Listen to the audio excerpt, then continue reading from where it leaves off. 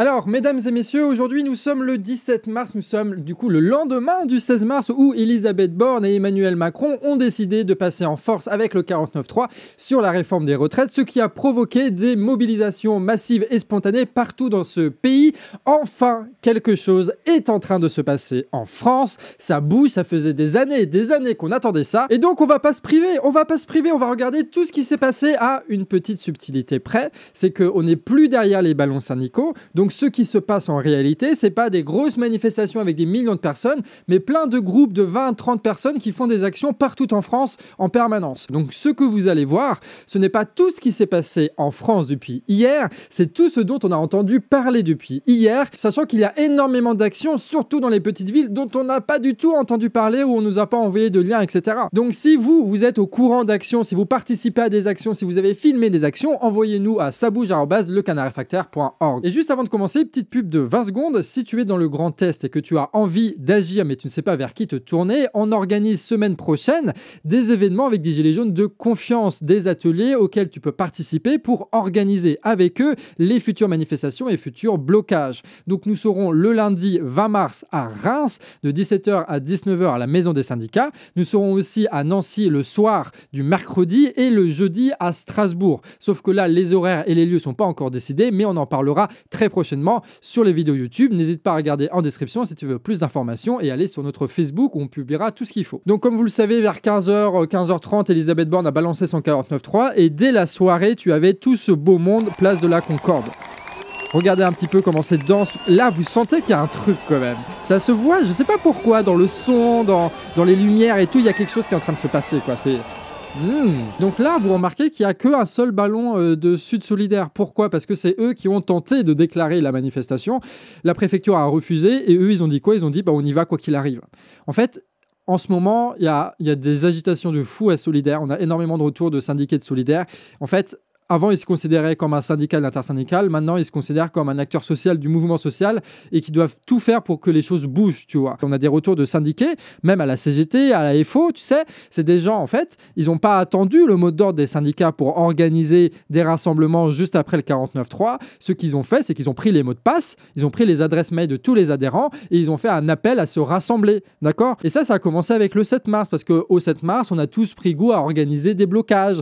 Tous les syndiqués, même au niveau local, ils se sont rendus compte qu'ils pouvaient eux-mêmes organiser ces actions-là sans rendre de compte à personne, sans attendre le mot d'ordre de personne. Et ce qui s'est passé ce 7 mars-là est en train de continuer aujourd'hui et prend encore plus de force parce qu'on sait qu'aujourd'hui, ce qu'il faut, c'est bloquer ce pays, bloquer ce putain de pays, de multiplier partout les actions. Et donc tout ce qu'on va avoir, ça va être un mélange de gens qui veulent agir, de syndicalistes qui veulent agir, de gilets jaunes qui veulent agir, et on va tous se rassembler autour de ces actions-là sans attendre l'ordre de qui que ce soit. Et là, on va voir un petit discours. Moi, ça me fait trop plaisir, c'est le truc que j'ai vu, je ne pouvais pas ne pas regarder ça.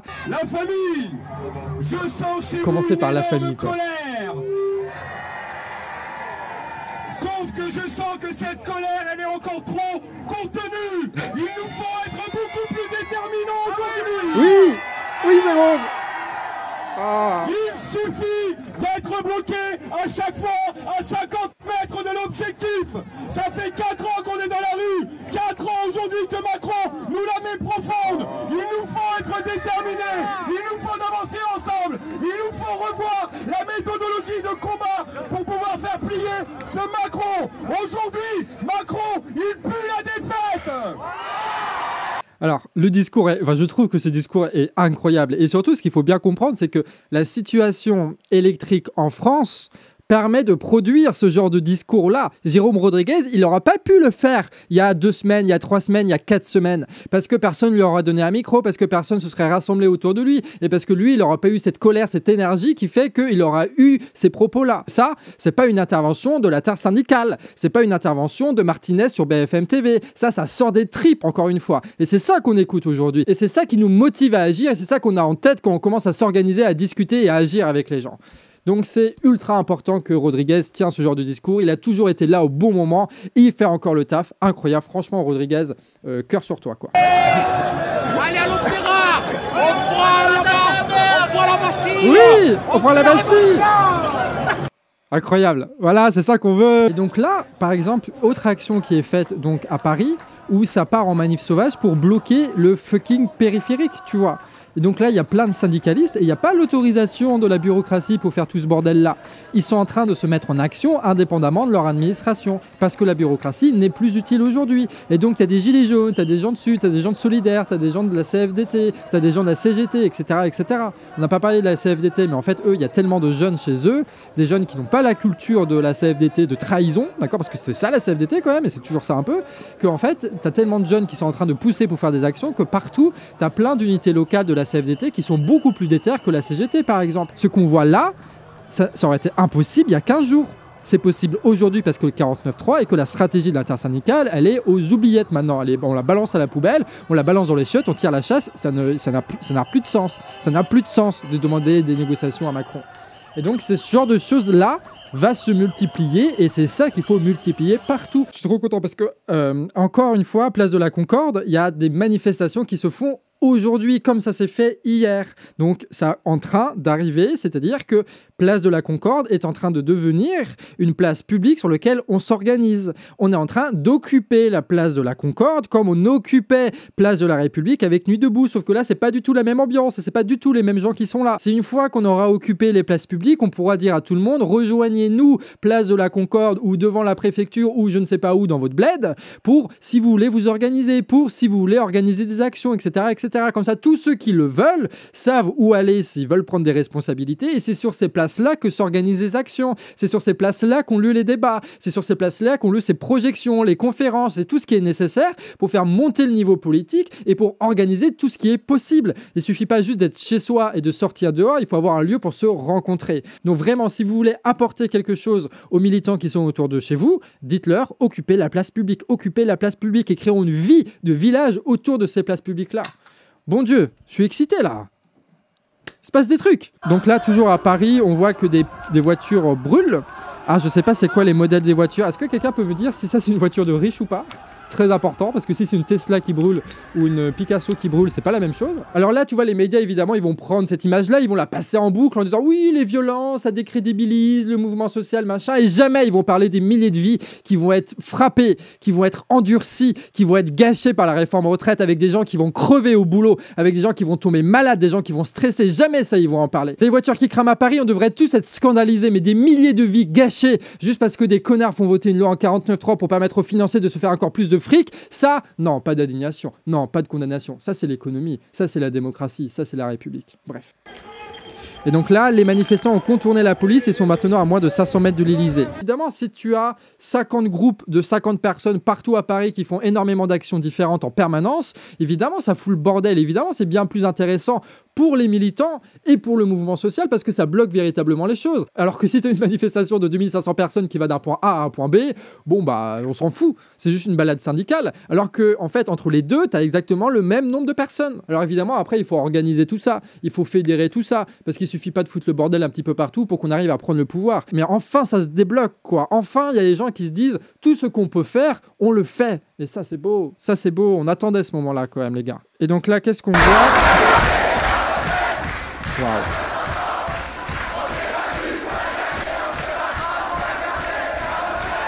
Ah, les gars! Moi, dans les vidéos, des fois, je râle sur les slogans syndicaux parce que c'est un peu de la merde, c'est toujours la même chose. Là, ce que vous avez entendu, c'est le slogan de base que chante tout le monde et que c'est cringe d'habitude en manifestation syndicale.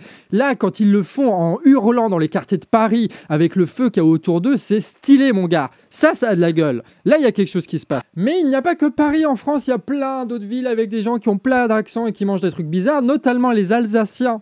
Donc à Mulhouse. Regardez un peu cette ambiance-là. Et là, ce que vous voyez, encore une fois, c'est le même schéma qui se répète partout. C'est 20-30 personnes qui se rencontrent et qui font des actions spontanément comme ça. Et tu vois, il est là l'enthousiasme, quoi. L'enthousiasme, le vrai dans ce pays, ce n'est plus dans les manifestations qui vont de la, je sais pas, Bastille à République, là. C'est là-dedans, c'est dans ce genre d'action spontanée qu'on fait avec les gens, voilà. On a envie de se bouger et quand on le bouge, on est heureux, bordel. Regardez ça, vous l'avez vu tourner aussi.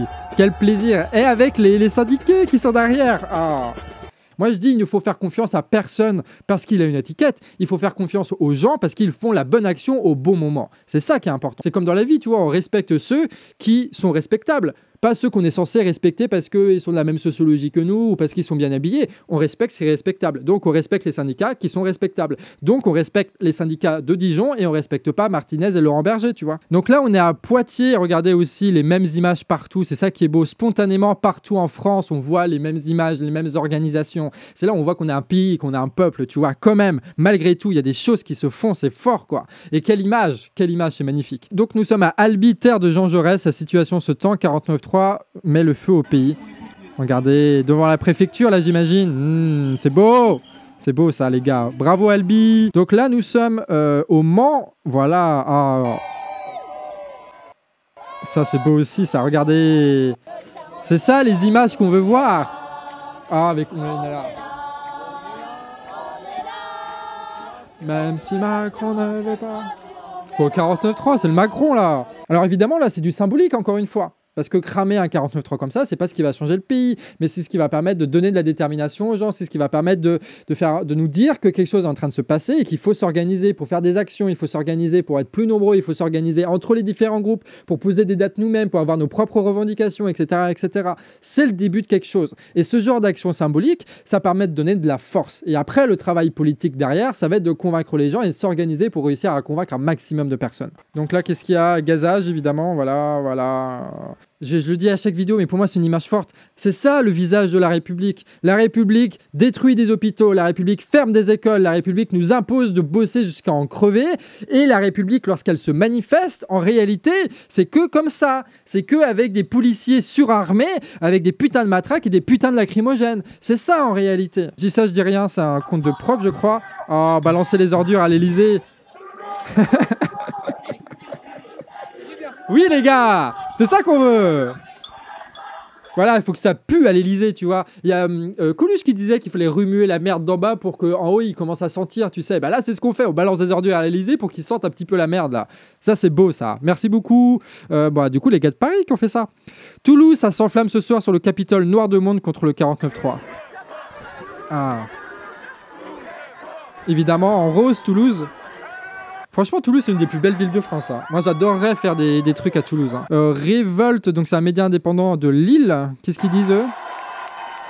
Waouh! Les frissons! Incroyable. Merci beaucoup, Lille, pour ces images. Aix-en-Provence, une ambiance déterminée. Machin, retraite à 60 ans. Ok, bon, on voit quand c'est des trucs organisés par les syndicats. Waouh! Ça, c'est le monde qu'il y a à Marseille. Et là, encore une fois, il y a très peu de drapeaux. C'est les gens qui, spontanément, y vont. Hein. Tu vois, c'est encore une fois, on est en train de basculer. On est en train de basculer d'un mouvement syndical à un mouvement populaire. Et là, ça se voit dans les images. Il n'y a quasiment aucun drapeau alors que c'est noir de monde, quoi. À Rennes, il y a des feux d'artifice. Wouh! Ah, putain, j'aime trop les feux d'artifice. Vraiment, il y a décalage entre les gendarmes qui font le sale boulot, tu sais, et puis les feux d'artifice. Oh. Ah, j'adore les feux d'artifice, Faites en sorte de faire péter des feux d'artifice à chaque manif. Oh, ce serait merveilleux de faire ça. Et regardez là, ce qui est incroyable aussi. Mais vraiment, moi, quand je vois ça, je me dis, vraiment, je le répète, mais c'est pas un slogan, il se passe quelque chose en France. Il y avait une manifestation organisée par l'intersyndicale ce soir à Strasbourg, d'accord ? Avant, et on le disait, et on le dénonçait, on disait que c'était de la merde. Avant, qu'est-ce qui se passait? T'avais l'intersyndicale qui décidait d'un parcours, nous on le suivait bêtement. On le disait, même à Strasbourg, on nous racontait, ils avaient essayé avec des teufeurs de partir en manif sauvage, personne ne les suivait. Il y avait une ambiance de mort dans les cortèges. Là maintenant, ça part en manif sauvage instantanément et ça part directement au Parlement européen. Ça part directement dans les lieux de pouvoir. Le 49.3 a tout changé parce que maintenant, on ne peut compter que sur nous-mêmes pour réussir à gagner cette bataille-là. On ne peut compter que sur nous puisque c'est pas l'intersyndicale qui va le faire parce qu'on va jamais réussir à négocier avec Macron. Donc toutes les énergies, toutes les frustrations qu'on avait, elles sortent aujourd'hui. Et l'objectif, ça va être d'organiser toute cette colère-là, toute cette motivation-là pour faire en sorte que ça aille plus loin que jamais. Ça va être ça l'objectif. Mais là, en France, il y a un vrai feu qui s'est allumé et ça va pas s'arrêter de demain, quoi. Et encore une fois, je le répète et je le répéterai jamais assez, nous avons, oui, la réforme retraite, mais nous avons l'inflation qui est en train de bouffer tout le monde. Nous avons la guerre, nous avons l'écologie, nous avons l'augmentation des prix de l'énergie, nous avons l'autoritarisme, nous avons 1001 raisons de partir en révolte et nous avons tous conscience de ça parce que ça fait des années et des années qu'on enchaîne les événements militants, qu'on enchaîne les indignations, qu'on enchaîne les scandales politiques. Et petit à petit, ça forme une culture politique nationale et c'est là-dessus qu'on se base. On sait que ce sont des enfoirés, ça fait 10, 20, 30 ans qu'on en a la démonstration en permanence, maintenant ça suffit, on y va. Bordel, ça fait du bien quoi. Je suis énervé non? Bah oui, tout le monde est énervé dans ce pays de toute façon, donc c'est très bien.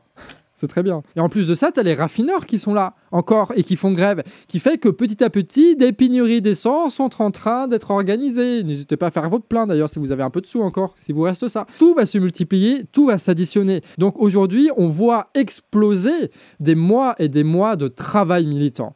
Et ça fait plaisir. En vrai, de vrai, ça fait plaisir. Alors, il y a beaucoup d'autres trucs qui s'est passé aussi. Donc là, nous avons une manifestation des jeunes, trop bien étudiants en soutien aux éboueurs, incroyable. Et qui est là? Le CRS, évidemment, toujours là quand il faut. Ah non, c'est la police, pardon. C'est pas les CRS, c'est la police. Oh putain, les sprays au poivre sur des... Putain, on en est même presque habitués maintenant, mais vraiment des salopards comme ça qui gazent des jeunes, mais allez vous faire foutre, quoi. Des manifestants bloquent la préfecture de l'Orne à Alençon et lancent des rouleaux de Pékin. Déjà, anonyme citoyen, encore une fois, abonnez-vous à ce type-là, incroyable, enfin à ce collectif-là. C'était Macron. Allez. C'était Macron, Elisabeth et Thibaudy. Ils nous ont pris pour des cons assez longtemps. J'aime trop parce que c'est trop assumé cringe, tu vois. Lui, il sait dans son micro qu'il est cringe, il joue avec ça, du coup, c'est marrant. Élection 2022, plusieurs dizaines de manifestants envahissent la gare de Bordeaux. Voyons ça. Non, ça, c'est image BFM. Waouh. Voilà. Ça, c'est spontané. Ça, on veut ça partout, en fait. On est là. On est là. Putain. Tu vois, quand je vous disais que c'était l'accumulation de tout ce qu'on a vécu, bah c'est ça. Il y a tout là, il y a tout le monde qui est là pour bloquer ces trucs-là et on chante le chant des gilets jaunes, bordel. Alors, du coup, c'est plus trop le chant des gilets jaunes parce qu'il n'y a plus qu'eux qui le chantent, c'est tout le monde qui le chante maintenant, c'est le peuple qui le chante. Ça, c'est incroyable, ça. Putain.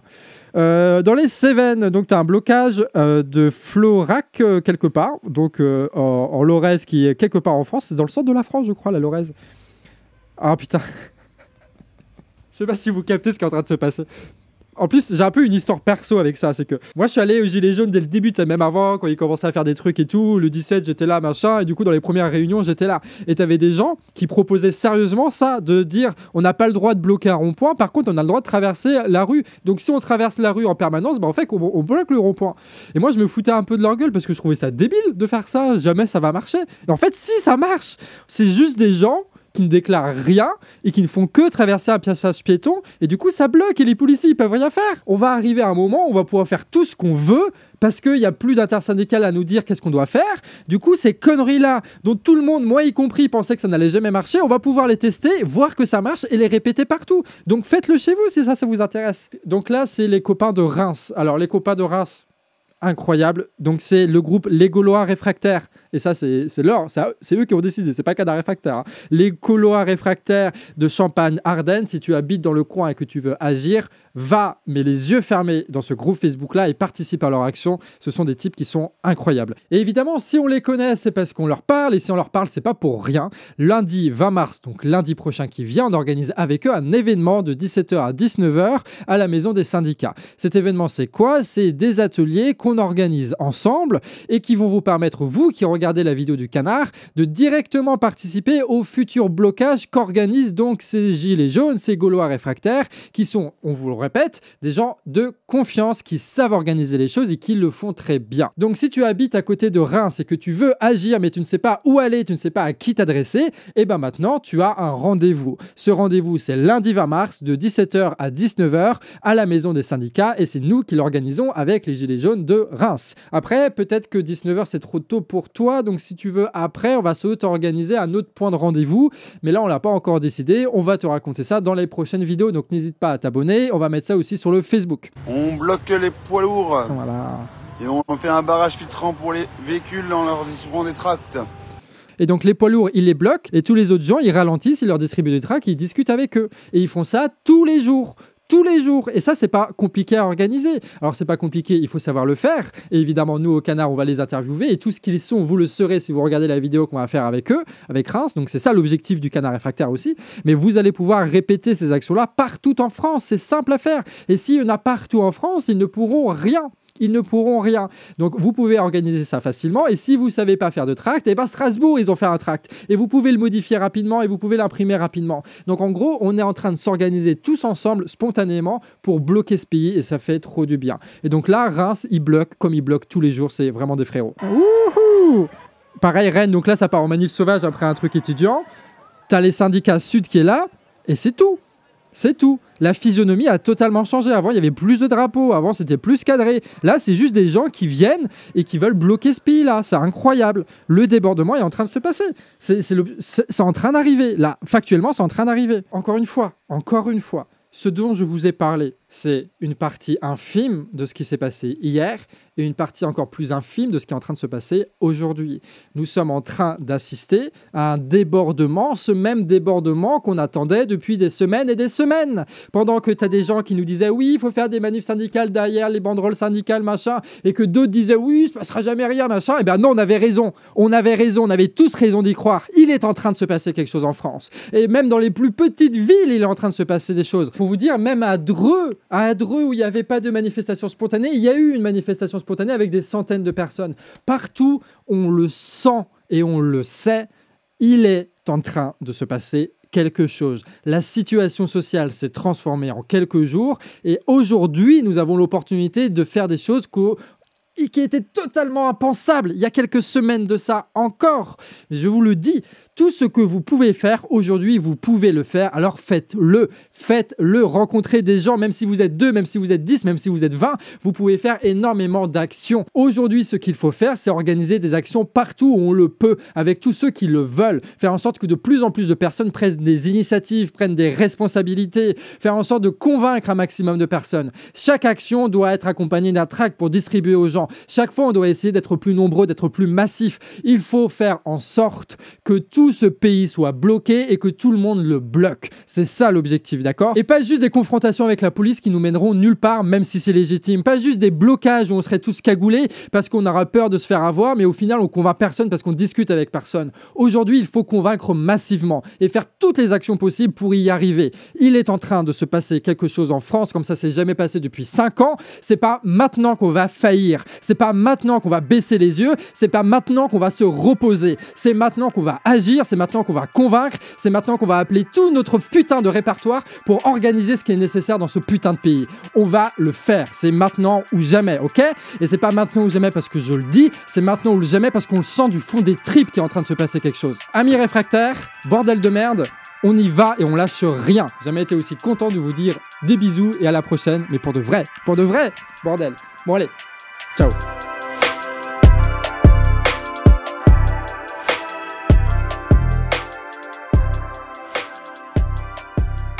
Quack.